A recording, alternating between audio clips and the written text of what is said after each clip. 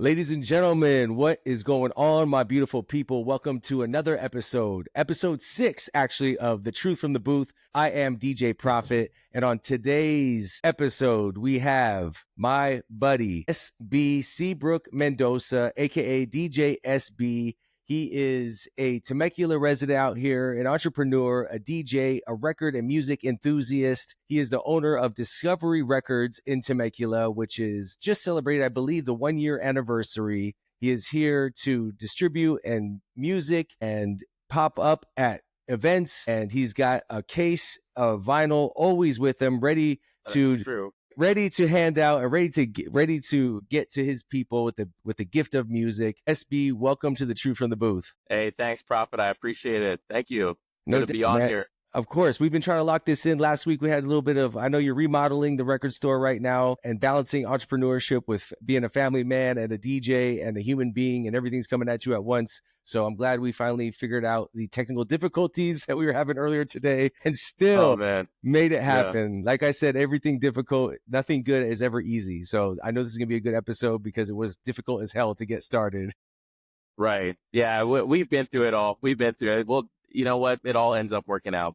For sure. It all worked out. Everything always works out perfectly. So, man, I just want to get into your origin story a little bit. I mentioned you're a DJ, an entrepreneur, a record store owner here in Temecula, Discovery Records, and also a DJ. Talk to me about your vinyl journey and what sparked that love for the wax for you. Oh, man, I love vinyl. I could just recall being 4 or 5, my mom always bringing home records to me, and me putting them on a turntable and scratching them or spinning them really fast, so it's kind of sound like a chipmunk. Yeah. Or spinning them backwards, and I just always remember vinyl being a part of my life. Music, I think we're kind of related to the same culture. There'd always be music at a party, whether that was disco or was funk or was hip hop, or we were always dancing. Those combinations kind of made me just love it even more. When I got into middle school and high school, I was a latchkey kid. If you know what that is, it's basically your key is on a latch. You would go home and no one would be there. You would open the door and you'd lock it right behind you. Instead of doing homework, and I'll just say this, homework's important. Focus on your studies, do good in school. But for me, it was getting on the turntables, records, talking about music, watching BET Rhapsody, The Basement, MTV. It was just music nonstop. And I really feel that it had always been there. Fast forward into high school. Yeah, I had turntables. I was doing parties, backyard parties. It was fun. It was really cool because I got to go to a lot of parties because I was the one bringing the music. But then I went to, thankfully, by the grace of God, I got into college. I didn't know how I was going to get through to, because I think a lot of my friends that, if any, that did get us accepted in college, they I guess they withdrew or they stopped going. A lot of my friends didn't go to college. Yeah, they dropped out. They were college dropouts. And a lot of them didn't just really go in general. So eventually I just got on that track. I ended up going to grad school a couple of times. But during those times that I was in school, there was a hiatus on the music. So once I was done with that, and after a really bad relationship ending, I was like, let me get back to it. By that time, I was already living kind of out here in this area. Where did you grow up? Let's back up a second. Where would you grow up at, though? Fullerton area, if you know okay. Well, okay, let me go back even further. I moved around a lot. So I was born in East Los Angeles. Okay. Moved out to the Fullerton area, went to Cal State Fullerton. Then from there, parents moved out to Canyon Hills in Elsinore. This was a long time ago. And so I got a glimpse of the Temecula Valley area. Then I moved to San Diego. Then I moved to Phoenix, Arizona, Tempe. I lived a little bit in Minneapolis for a short amount of time. Then I moved back out to Riverside County, Moreno Valley area. And then I was like, I really miss Temecula. I really loved the feel out here. I liked that it was chill. I was over any party life or trying to go out, so I wasn't trying to do anything that created chaos or stress. I was like, I love Temecula. And I'd go every now and then, to the wineries or to the breweries that were out here. And I was like, I could see myself doing something with the vinyl, because by that moment I was back into DJing. I got turntables back. You know how it goes when you go through a relationship, you sell everything from your from you. I sold, my turntables and everything when I was in a relationship, going to school. The records were all gone. But when I came back out to, Riverside County and this area, I got into the music again. I got turntables. I was like, this is a time and opportunity for me to do what I really love, even though I was already in a career. And this is more like just on the side. Just started mixing records again, got connected to a lot of peeps in Orange County and all over the place, really, because I was just out buying records all the time, where I was going to as many events as I could. I was single, so why not? So eventually Hell I was yeah, like, live I it want up. to live it, do what you can. And I went hard at it. I started doing the 626 night market, which was great. They have one in San Gabriel Valley and then one in Orange County. So that kept me busy. And then the more people that I connected with, it was like, oh, do you want to drop a set here? Do you want to drop a set here? So I bring vinyl, and I wasn't on Serato yet, but in any case, I was just DJing as much as I can. I was in after I got off work, it was DJing. That's all it was, and doing mixes and whatnot to perfect the craft. So yeah, fast forward a little bit more, because that was a while. It's just fast forwarding past COVID too. I moved back out to Temecula Valley. I love it out here. Started doing vinyl nights at a small venue called Grapes and Grains. It was on Jefferson, not too far from the Guadalajara. It's a little wine bar. And then with the success of that, Solaris Brewing reached out to me, and I had done other venues too. I think even Eat Marketplace, Chubby Cheeks Meadery. Solaris reached out to me, and they're like, do you want to do our vinyl nights? I'm like, heck yeah. So it's basically what a vinyl night is people bring in their vinyl records. I play them on turntables. People get a chance to hear the music that they like without us having to touch the radio or turn the radio on. And I think at that moment, I was like, I know what I want to do. And I want to like advocate for vinyl. I want to, build a community out here, because a lot of the vinyl collectors out here, or people in general, they'll go to Orange County, they'll go to LA, and they won't ever stay in the area. So like, man, maybe we could create a space that's not just like this one day, weekly night at a brewery, and like there'll be something more permanent. Like 2019, 2020, 2021, I remember somewhere around there, like 2021, 2020. I'm like, let me start buying some records for this idea of a record store, and then trying to figure out all the business aspects to it, then trying to find a place that I could lease and have a physical location. And before then, it was already 2022.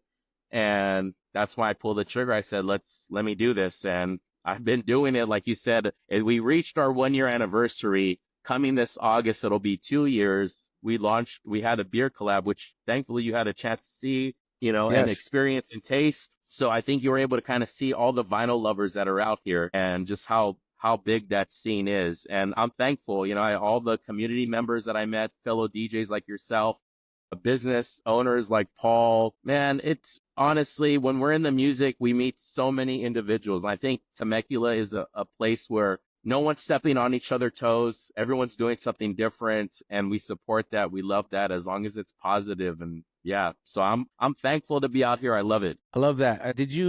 When you did you go to school for business? No, I didn't. Actually, I See, didn't know what. I didn't know. No, I didn't go to school for business. so you're just learning on the fly as you go, opening up a store, signing the lease, having distribution through are you buying records? Like, I know that you go and hunt and dig, but are you getting records from distributors or from individual other stores? Like, how does that work? Good question. Well, when I was buying a lot of used records, I was like doing a lot of traveling, because outside of this, I have a career. That's a whole nother thing. We'll talk about that another time or something like that. Well, we could tease it a bit. Okay, yeah. So anyways, I do payroll, which is like totally not expected of people. Don't expect what that when I tell them, I'm doing a DJ event. They're like, oh, what do you do? Like, is that all you do? No, I have a full-time career. Or when it's at my career and they're like, "Oh, you DJ and you like vinyl on the outside," like they're just blown away. I'm like, yeah, because they're so different from each other. But in Right. any case, they both help each other out. The music gives me tranquility when I'm doing spreadsheets or financial stuff. And I don't know, I guess payroll helps me do my own business, which is great. But no, I would go on trips sometimes for work or personal, and I'd just be picking up records, but then I'd be connecting with the record store owners there and like making a connection on Instagram. So because I knew later on I would need them, like I would need their help. So in regards to navigating the business aspect to it, shout out to all the record stores from here to, I don't know, Indiana, that I went to or had connections with, and them guiding me on stuff. shout out to a lot of local store owners. There was a Japanese store called Nakamaya in Temecula. I would call that guy all the time, like, okay, so what type of insurance should I get? Sole proprietor versus LLC, blah, blah, blah, blah, blah, Oh, I love security that. systems, payroll, like, and I just tap into all these individuals. And eventually I felt like confident now, like I could give some advice to someone else who needs it. But it's still a learning process. I'm constantly learning. And yeah, in regards to the record buying, wow, I buy lots of records. Right now, I'm not buying any records right now. I'm taking a little hiatus on that because I'm working on the store. But I was receiving calls maybe one or two times throughout the day. Hey, do you want to buy my records? I'll go look at them. They'll send me pictures. And then, each week, maybe I'm buying like 100 to 200 to 300, something like that. And then yeah, That's it's a a dream lot. It life. That's starts dream adding up. life right there. It's dream, but it's a lot of cleaning of the records and like examining them and then pricing them because I put them in the store, but then I put them on Discogs, which is like the vinyl eBay. You could sell stuff there. But then I also do wholesale manufacturer stuff. So man, I need some like Post Malone. I need some Taylor Swift. I need what's new. So they cut a like a price deal for people who own businesses, and that helps us make a little bit more of profit. Yeah, and that's like buying in bulk, basically. Yeah. And you mentioned doing some of that back work of buying the vinyl. I noticed that you also a lot of the vinyl that you have, you'll put little notes on it. So you're just not like consuming and flipping. You are actually taking the time to educate people at the same time about what this record is about, or some of the samples that they may recognize that other artists use on that. And that's something I really appreciate what you do differently than a lot of record stores. I mean, I've been, like you mentioned, I've been record shopping from here to Switzerland, Italy, all across the States. And not a lot of stores do that. And not a lot of stores have what you have as far as listening stations, Mm, so that you know what you're buying. I mean, because vinyl is not exactly as cheap as it used to be. I know that it is surging in sales, and vinyl is like one of the number one physical music purchases in the industry. And even going through your shop, I'm like, wow, this is like 50, 60, $150. Like, wow. Like, I don't even know if I'd be able to afford to be a vinyl DJ these days. If I was still on vinyl, I mean, yeah. I love my collection. But to keep adding to it continuously, do you find that talk to me about some of the people that are buying records? You mentioned some of the community that, I mean, it's totally diverse now, from young kids to older people Yeah. of all ethnicities and cultures. Talk to me about, like, are people buying vinyl that are DJs, collectors, hipsters? Is it more of a lot of, I read somewhere that a lot of people buying vinyl don't even have record players. They just buy it for the collection of having like art pieces. Yeah. Is that true in It's your all true. experience? Every population that you just listed, from hipsters to DJs to everyone, they're all coming into the store. I definitely have to say the young demographic. I would say high school. I would say if I would go down further even to middle school. I've had middle school students come in with their parents, saying, "Oh, I want to buy some Adolescents. I want to buy punk music, Misfits." I'm like, "Okay, that's awesome. That's great." So like that culture I feel right there is buying, and it's kind of hard to figure out what they like because it's always changing. So like for when I first opened, it was classic rock that these high schoolers or youth were buying. Then it shifted over into Tyler Creator, then Taylor Swift, then obviously with the Super Bowl, Kendrick Lamar, and now I even know what it is. So it's kind of like it's like the stock market, but the record market. You always have to see what's kind of trending. Yeah, Now the I trend is try to, yeah, it does. I try to appease to everyone. I think that's why I called it discovery, because you never know what you're going to discover in there. But at the same time, I have to kind of keep it true to what I like as well. But at the same time, I know that if I only sold what I liked, I wouldn't make any money. I'd have to close the shop. So you have DJs coming in, former DJs. You have people that are just collecting for fun because they sold their collection and they want to come back to it. You have people who just honestly, like this past Christmas holiday season, there were so many people that were gifted with a turntable because, like you said, they did not have a turntable, but they had a bunch of records. So now this fueled the fire. Okay, well, I'm going to go buy even more records.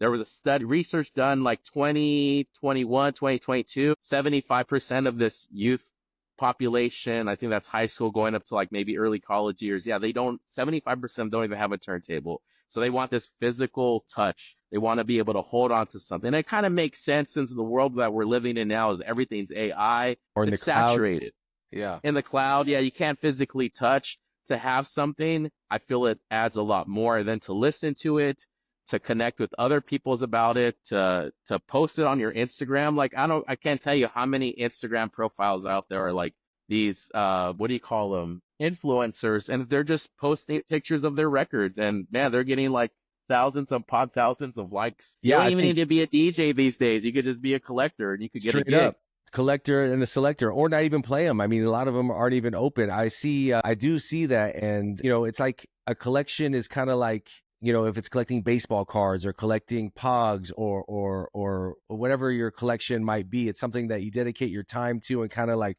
find that community. It's like a nice bond where you can find people with a similar interest that have dedicated their time. So it lets you know a lot about them. I feel like knowing somebody's music collection gives you an Yeah. insight to who they are, and it's a beautiful bond, especially with music is the universal language. So you can bond with somebody across the world, like you were saying, the Japanese store, the owner who came from a totally different culture but is so connected with you for this collection of vinyl.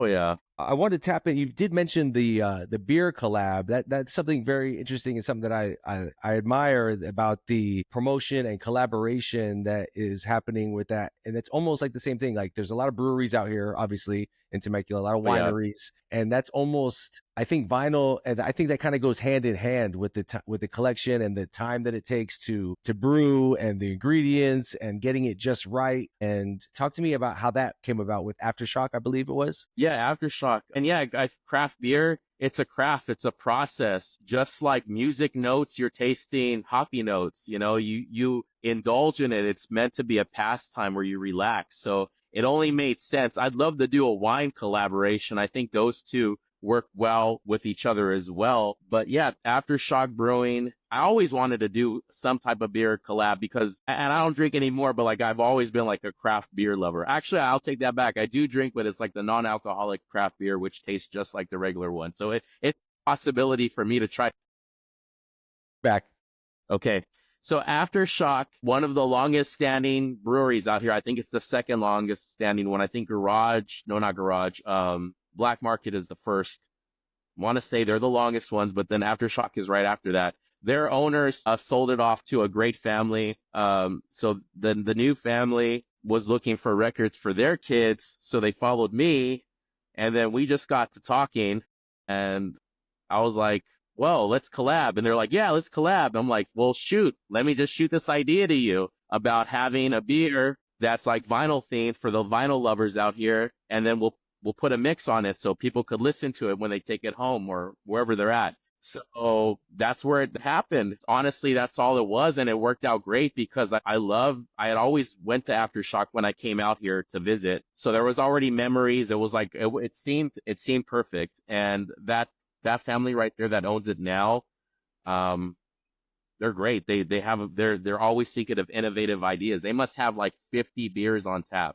They're all delicious and they're all just, man, they're creative. So this one being added, we did a release party which you had a chance to come to, and there was, honestly, I'll say that I don't like to brag, but it was packed. It Place was was. packed, and all of them vinyl music lovers, a lot of our customers. Man, it was so good to see. Like there was a girl in there that had interviewed our store from MSJC. She was there. She brought some friends. So like reconnecting with everyone in that type of atmosphere, enjoying a beer, eating food, hanging out. We had guest DJs come from the local area, all of them very excited to be like, "Hey, I want to drop a set," playing their own music, whether it was house, whether it was funk, whether it was soul, whether it was rockabilly. Man, we had a great time. And that was the purpose of why I wanted to put this shop together. And that's what I love about vinyl, that we could really connect on that level. We could have a good time. Like you said, music is a language within itself. Honestly, before start dating someone, if you could get their playlist, you could Yeah, really find you'll know.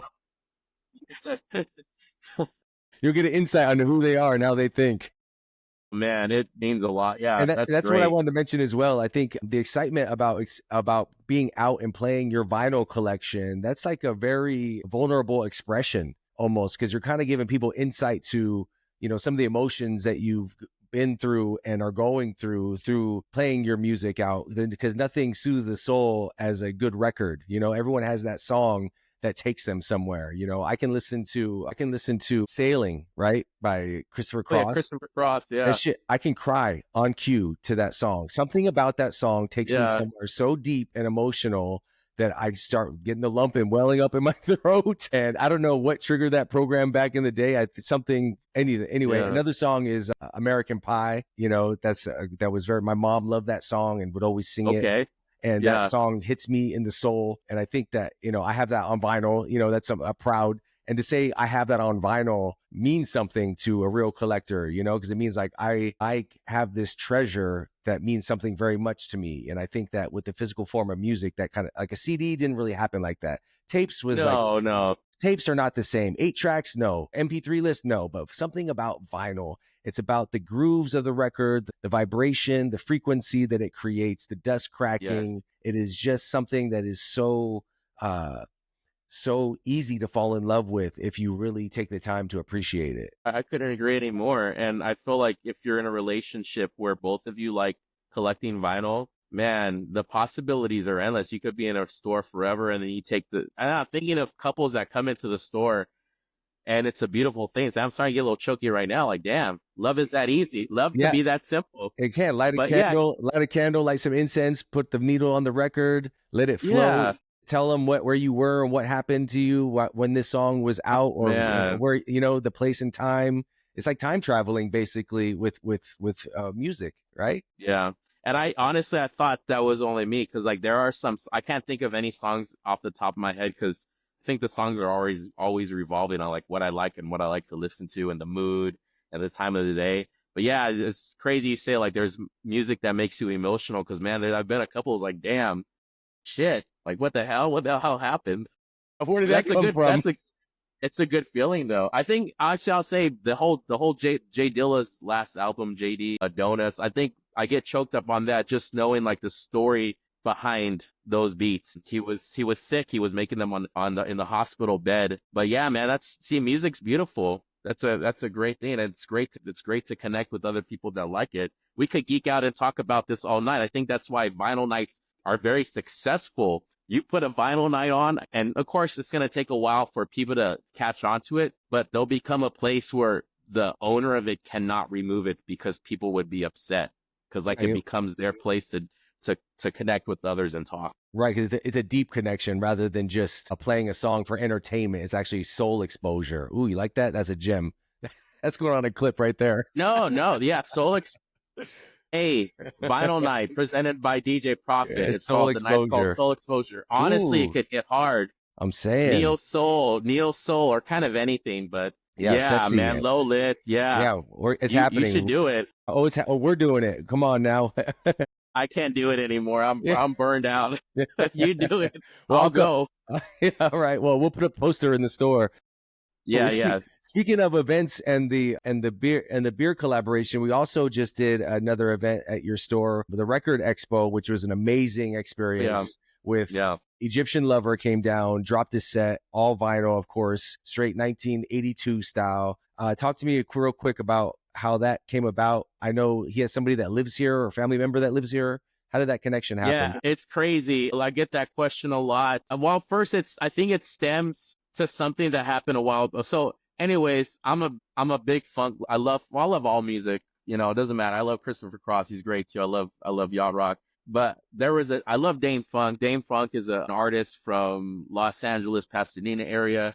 I don't know how it happened, but I took pictures of new customers. All right. So when I take pictures of new customers with their records, they may be holding up a record or there may be a record in the background that's there. One morning I woke up and Dane Funk had reposted my store on a story and then followed the Discovery Records account and my personal account, which I'm very thankful for because I would bump his stuff all the time. I even saw him a couple of times back in 2015, 2012, like a long time ago. So obviously he's with the Stone Throw label. So that's connected to artists like Egyptian Lover and some other ones. He's even connected to Chris the Glove Taylor, who produced for Dr. Dre, worked with Ice-T. So in any case, who also dropped sets at the store. yeah, it dropped instead of the store. So I think when Dane Funk reposted that, And he does it every now. I would say like at least once a month, like he reposts something that I post. Then Chris the Glove saw it, who performed at the store, and he hit me up. He's like, dude, I got to get at your store. And I respect what Chris the Glove's doing because he's an old school artist who still mixes like crazy on the turntables. I've seen him live. Like he's insane. Like he is talented and he mixes with like one earbud. Yeah. But he came and he's going to different record stores, dropping sets, and then also, of course, selling his merch and like just furthering his name out there. Because why wouldn't you? You have a group of people out here who are going to record stores who would love that opportunity. So, anyways, Chris the Glove Taylor came. He did a DJ set, and then I posted, I'm doing this expo thing. This is a crazy, hopefully we can make a connection somehow. At one moment when I lived out here, I worked at the Target, pushing carts in Marietta on Cal Oaks. It was a crazy fun job. Didn't pay much, but it was fun. And the manager there, we still stay in contact today, Mike. Anyways, Chris the Glove was at NAMM, the National Music Convention, or whatever that is, with Egyptian Lover. They took a picture together. My former supervisor, Mike, got into the comments because he's a big Egyptian Lover fan and said, hey, Chris, you should bring Egyptian Lover to Discovery Records, Temecula. Within an hour or two. In the middle of his Chris the Glove, Taylor, and Egyptian Lover story. Hopefully he'll log back in here. He's probably driving around, losing service. Testing. But hey, can you hear me? I told you it was going to be a episode to remember with technical difficulties. Let me make sure this guy is still, he's probably going to log back on here in a second. But let me just fill you in on where you can find SB, SEABROOK, Mendoza, and Discovery Records. So you can come down and check out the record store, have a conversation with a great guy. His handle on Instagram for the store is discovery.temecula. That's DISCOVERY.temecula. And he's back, ladies and gentlemen, baby. What's good? Yeah, I heard you talking. I don't know you. What I was happened. just dropping. All good. I was just dropping your Instagram to let people know, just in case you didn't chat back in. Sweet. But so clear. So where we were was Chris the Glove was with Egyptian Lover, made the connect. And then my former supervisor from Target loves Egyptian Lover. He lives out here. That's from a long time ago. This is like 26, 28, where he's my supervisor, 2008. They always say, Chris, you should bring Egyptian Lover out here to Temecula to Discovery Records. Within an hour or two, Egyptian Lover hit me up and said, yo, what's up with this record fair that you got going on? I'm like, this is typically what it is. This was what happens. This is how many people typically come. Oh, would you mind if I set up? I'm like, hell no, dude, whatever. What do you want? A glass of water, whatever. Come on down. Like, absolutely, for sure. 30 minutes or so after that, or maybe an hour. Hey, is it cool if I perform? Fuck yes. Absolutely. Yes, let's go. So that's where it all happened. Yeah, man. So he has family out here. I don't mind sharing this because he shared it with the whole crowd. You were there. He has his daughter lives out here. And then they have a kid. So he has a grandchild out here. So it's like, it worked out perfectly because his grandchild was able to see him get on the turntables and do all these tricks, spinning the record backward. And yeah, for the first time. Papa does cool stuff. So, man, it worked out great, honestly. And I know that story was all complex, but honestly, I feel that's how things work out. That's why I got to say, and it speaks volumes to you too, man. You never know who you're going to run into.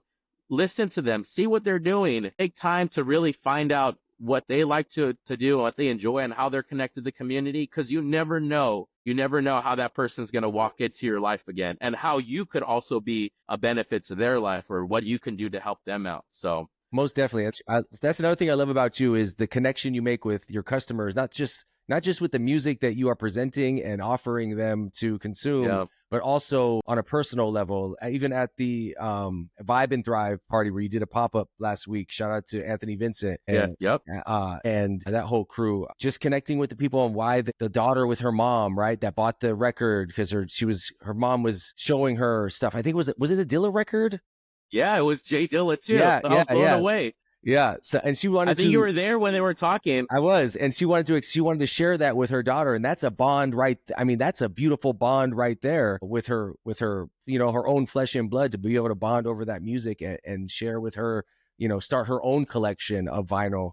that one day Yeah. she'll share with her daughter or her son or her significant other, and the cycle of love and passion of music continues. And that's a beautiful thing. And I'm so grateful that you are here and spreading that and being part of that foundation at Discovery Records with that, man. That's why Oh, thank you. I wanted you to get on here with me and have this talk so that we can let more people know. But when they come to Temecula, it's not just about wine and craft beer and horseback riding. That's right. There's actually some beautiful musical culture going on out here with people like yourself and DJs that are growing and moving here, and vinyl enthusiasts and basically music. We're known for live music, but having a vinyl collection is almost like having a crate of live musicians right there. The sound quality and the depth of the records are all very clear with vinyl. I don't want to take up too much of your time because I know that you have a busy schedule. The store is reopening on April 1st and you're going through some remodels.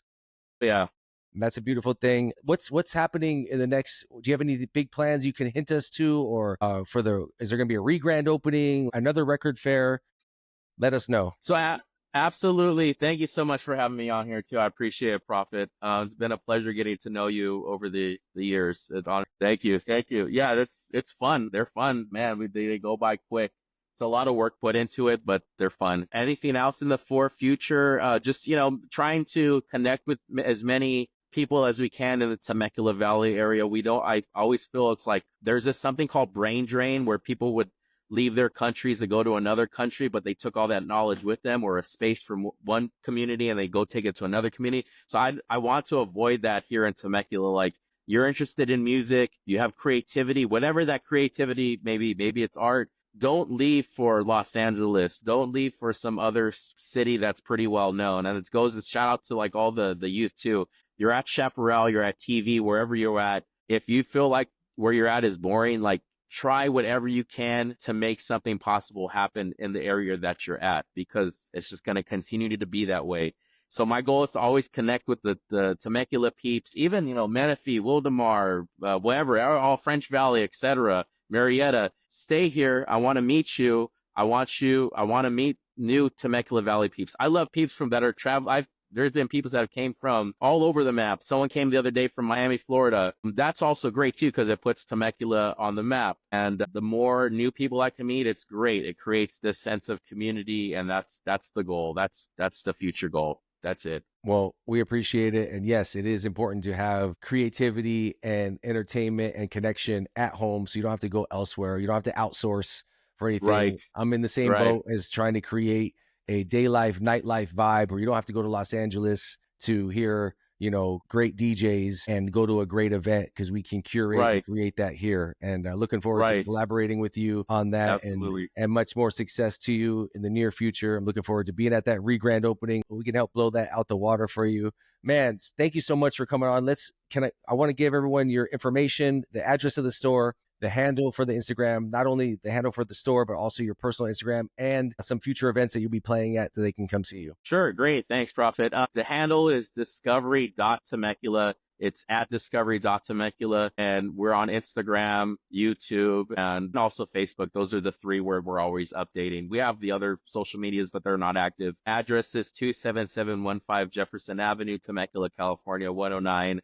Is the unit, right across the street, kind of from the In-N-Out. If you know where the In-N-Out is on Jefferson, we're kind of right by there. Great parking lot, tons of parking. And then future things that are happening. Wow, I'm going to be at the San Marcos Library next week, or maybe the week after that. Just check their website out. I can't remember. It's like the 23rd or something like that, 24th. We're going to be doing a vinyl night there, which is crazy. The second time I did it like maybe 3 or 4 years ago, but coming back to do vinyl there, they get it. They understand it, which was crazy for them to even ask for that. And that's so cool. Books and vinyl. That's amazing. Vinyl. Hey, that's what I got. I got a collection of books. I got a collection of vinyl.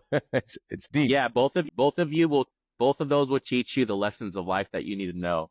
They'll prepare you.